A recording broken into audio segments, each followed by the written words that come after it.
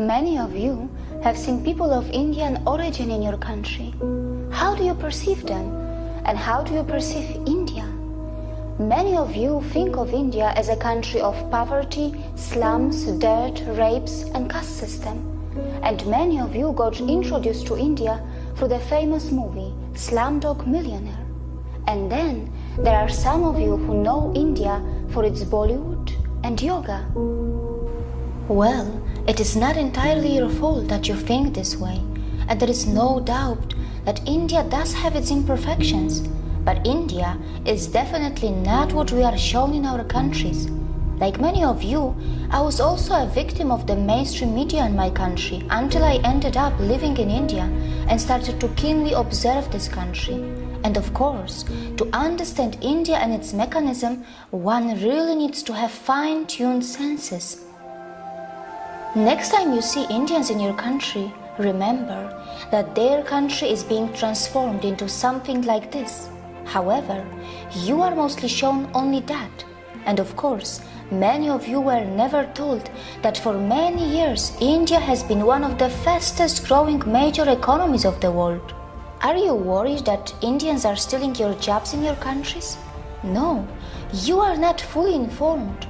Perhaps you do not know that Indians are also providing thousands of jobs in your country, and they are doing it in different parts of the world.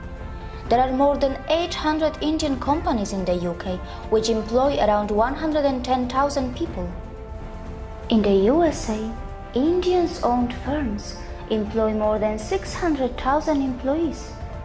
Have you noticed that when the media in the West talks about rapes in India, they rarely talk about the rape rate statistics, and probably it is because India is nowhere close to the Western countries in rape rate. Yes, I'm aware that while talking about rape, one must consider things like underreporting, marital rape, homosexual rape, false filing, law of rape, conviction rates, and many other factors. And that is why I sincerely recommend you to dig a bit deep into this and analyze where your own country stands before you become a victim of the mainstream or fake stream media. By the way, were you also told that the so-called developed countries do not only have a much higher rape rate, but also their citizens travel abroad to rape the citizens of poor countries? Europe, North America, Australia, New Zealand are some of the main sources of international child sex tourists who perform sex crimes in other countries. Were you also told that many Western women travel abroad to enjoy female sex tourism? And it is difficult to believe that the boys who are hired by these rich women are in some cases not underage. India has always been a multicultural society, and yes, in one way or another, discrimination may exist in India too. But wait, which country is crime-free? Is your country crime-free? Is there no discrimination in your country? India is a country where its minorities are allowed to thrive and grow in numbers and also in percentage. India is a country where many dharmic traditions like Jainism, Sikhism, Buddhism and Hinduism were born. And the people of India have even accommodated the ideologies and religions that did not originate from their own land. When I first heard of Indian caste system in my country through our media, it was not even mentioned that in India, not only the minorities, but also the members from those societies which are also known as low caste, end up becoming presidents, vice presidents, prime ministers, and chief ministers. Has the media in your country told you about this when they talked about Indian caste system to you? Has the media in your country also mentioned that India has already had a female president and a female prime minister? I know that in many so-called developed countries, many low-skilled immigrants from poor countries are purposely and temporarily brought to do low-class and dirty jobs. These poor people are kept in substandard conditions, and after the job is finished, they are sent back to their own countries. The developed countries make the most of their strong currencies and their own citizens shy away from doing small jobs. Well, these developed countries are so smart that they perform oppression on the humans that they import, and then later, very cleverly they dispose them. Can we call it exploitation too? Indians are extremely self-critical and they are genuinely concerned about their problems. They do have the intentions to fix their problems, and they do not shy away from talking loud against their democratically chosen governments. But you must remember that when Indians talk loud about their problems, it does not mean that they want to replace India for anything else. And it must be pointed out that Indian media has not really started ridiculing the Western countries yet, even though many Western countries love to present themselves as some kind of role models. These Western countries continue to forget that they can also easily be ridiculed for their wealth inequality, crimes, intolerance, rapes, poverty, and even hunger. Perhaps Indians are more interested in self-correction than ridiculing others. For sure, Indians know very well that tragedy is not a competition. Indians are not only providing jobs around the world, they are even feeding many hungry and poor outside India by their philanthropic work through their temples and gurudwaras. And very importantly, they are not expecting anyone to embrace Buddhism, Jainism, Sikhism, or Hinduism. There is no doubt that India does need to improve its modern waste management infrastructure, as many of its streets continue to look dirty, even though an average Indian produces far lesser waste than an average American or European.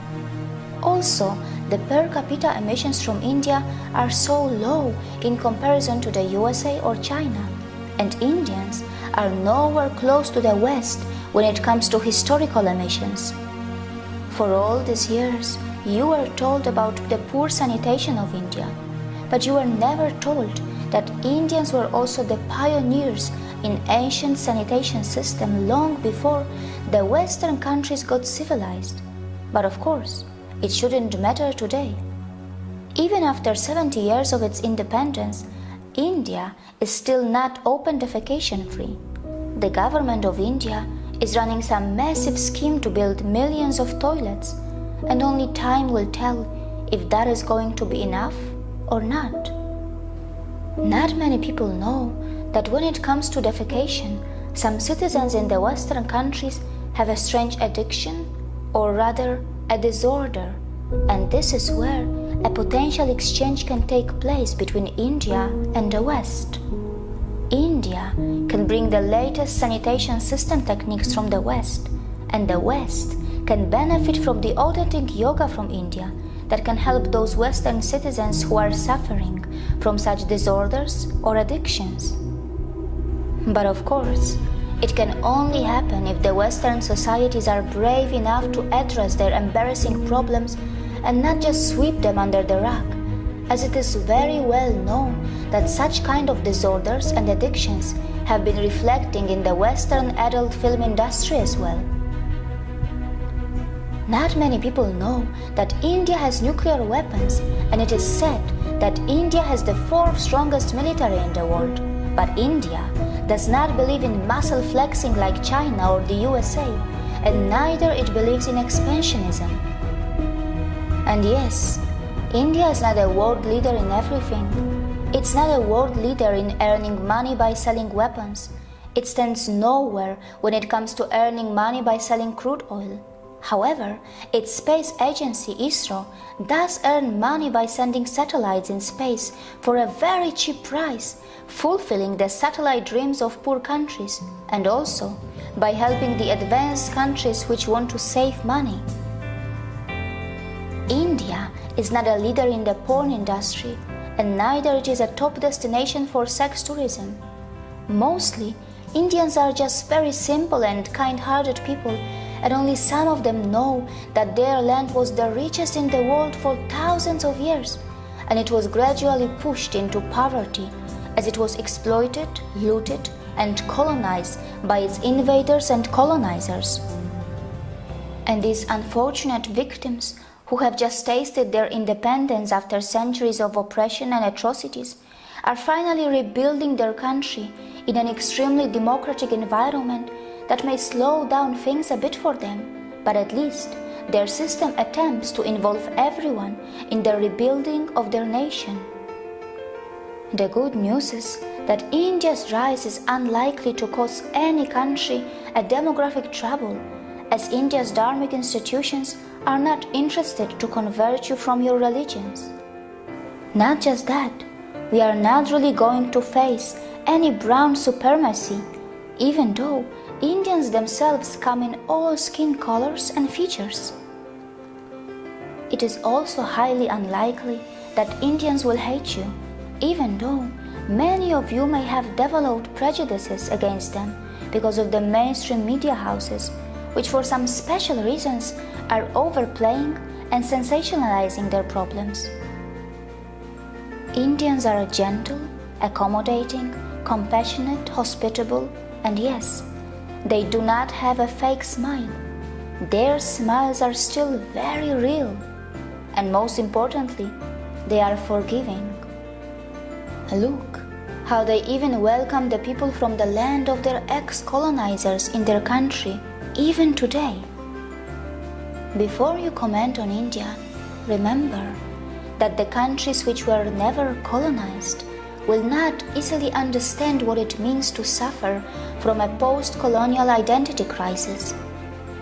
India may have its imperfections, and in this process of rebuilding, it will make its share of mistakes, and it will learn from them. Perhaps we also need to learn how to build a relation with Indians on equal terms, with mutual respect, without feeling superior or inferior, while focusing a bit more on ourselves to address our own embarrassing problems. See you again.